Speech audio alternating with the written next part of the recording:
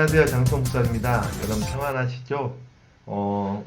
제가 어저께 이제 그 사도행전에 나온 13장부터의 어떤 전도행 경로를 이야기하면서 서신이 언제 쓰여졌는가, 이제 그거를 집어서 여러분들에게 설명을 드렸어요. 여러분들 꼭 도움이 되셨으면 좋겠습니다.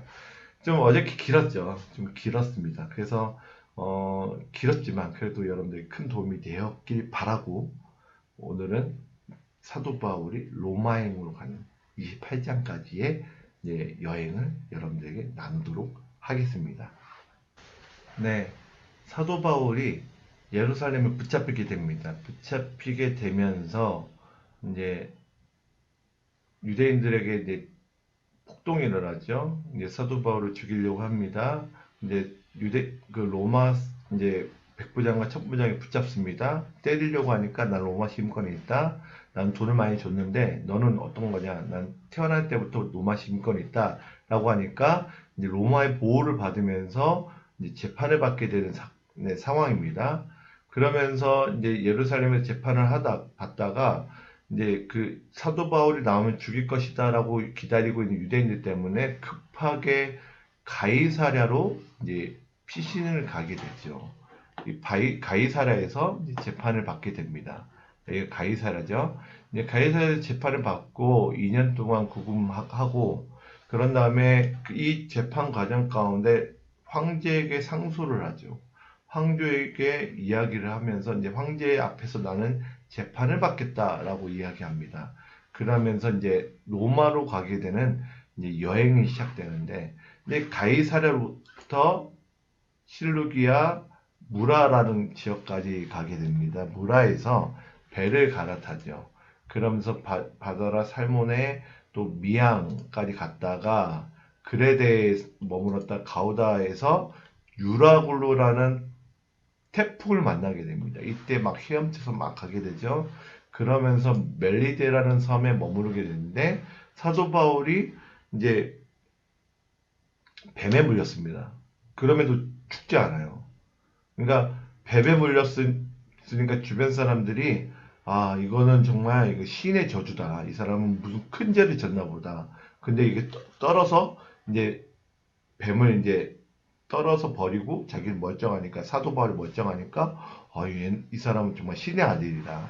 바로 이제 그 사건이 바로 멜리데 섬에서 있었던 거고요. 그러면서 수라구사, 레기온, 보디올, 아비오 광장, 로마까지 이르러서 있는데, 약 2년에 3년 정도 구금 가택 연금을 받게 됩니다. 그러니까 이때 쓴 편지들이 많아요. 그러니까 이때 우리가 알고 있는 옥중 서신이라고 하는 편지들, 빌립보서, 에베소서, 골로새서, 빌레몬서를 이제 편지를 쓰게 됩니다. 근데 교회들에 대한 이야기죠. 에베소도 자기가 이제 사도 바울이 세웠는지 모르겠지만 어쨌든 사도 바울과 관련 있는 교회고, 그리고 골로새 지역은 모르지만 에베소 부근에 있는 교회였던 것 같습니다. 빌레몬은 아마 골로새 교회가 빌레몬이라는 저택에서 예배를 드렸던 것 같아요. 빌립보는 사도 바울을 정말 계속적으로 후원했던 교회 중에 하나입니다. 그런 교회들에게 쓴 편지들이 바로 사도 바울이 감옥에 갇혔을 때에 쓴 편지들이고, 보통 2년에서 3년 동안 더 상소가 없으면, 더 이제 고소하는 일들이 없으면요, 자연적으로 풀리게 돼 있어요. 그래서 2년에서 약 3년 정도 이제 로마의 가택연금 당하면서 나중에 자유인이 되면서, 아까 이야기했던 고린도 지역에서 로마서라는 큰 편지를 쓰면서 나는 로마로 가고 싶다. 그리고 로마를 통해서 자기는 서번하로 가길 원한다라는 로마서의 내용이 있거든요. 그러니까 로마서에서 이야기했던 그 로마의 가택연금 당하면서 로마에서 풀리면서 또 로마 교회를 한 바퀴 돌았던 것 같아요. 돌아보면서 격려하고, 그러면서 그 이후에 그 사도행전엔 나오지 않지만 4차 전도여행을 로마에서 시작했던 것 같습니다. 그러면서 나중에 다시 로마로 돌아오면서 네로 황제에 의해서 순교를 당하게 되죠. 그러니까 사도 바울의 여행을 보면요, 또 서신을 보면요, 이제 사도 바울의 마음이 느껴지거든요. 사도 바울의 열정이 느껴집니다.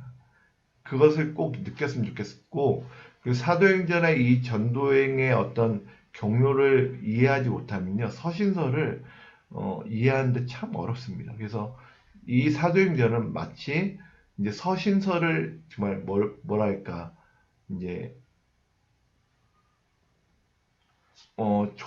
초기에 이제 개론처럼, 그러니까 서신서의 개론처럼 다뤄져야 될 부분이 바로 사도행전이라는 거. 그래서 이 전도행 경로를 통해서 어떤 사건이 있었는지를 알고 있어야지, 아, 어떤 마음으로 이제 서신서를 썼는가를 이해할 수 있다라는 것입니다.